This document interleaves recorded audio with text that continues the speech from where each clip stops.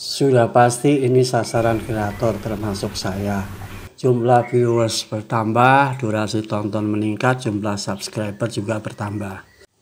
Terbongkar rahasia cara-cara channel besar. Umumnya telah memiliki sejarah perjuangan yang panjang dalam membangun channelnya. Tidak seperti meniup balon, secara singkat mengembang isinya angin.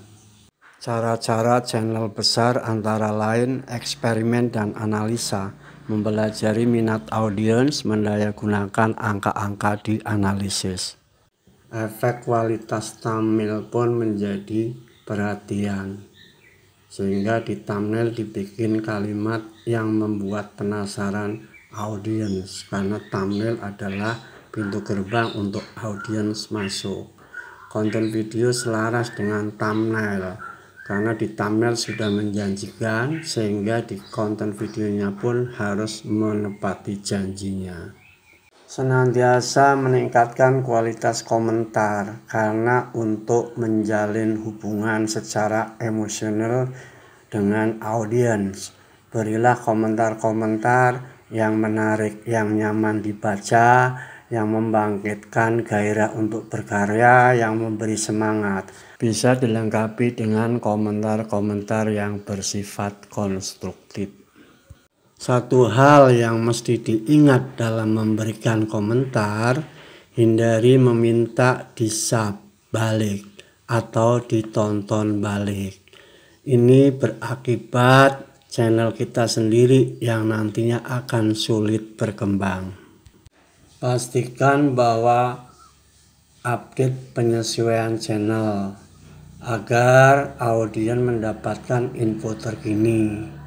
Cuplikan-cuplikan video untuk yang belum subscribe maupun untuk subscriber yang kembali. Tentukan pilihan video unggulan masing-masing.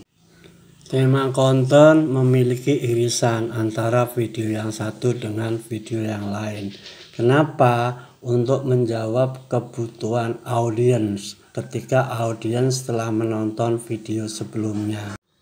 Penting juga audiens menikmati dan puas setelah menonton. Konsistensi jadwal upload juga tidak kalah pentingnya. Jam-jam upload, pagi kah, siang kah, sore atau malam.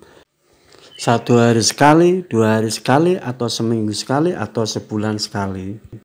Jauh lebih baik ketika upload pada jam-jam yang tidak sibuk, agar lebih mendapatkan kesempatan ditonton oleh audiens pada menit-menit awal setelah diupload. Lakukan evaluasi pada setiap videonya agar kita tahu performa video dan performa channel.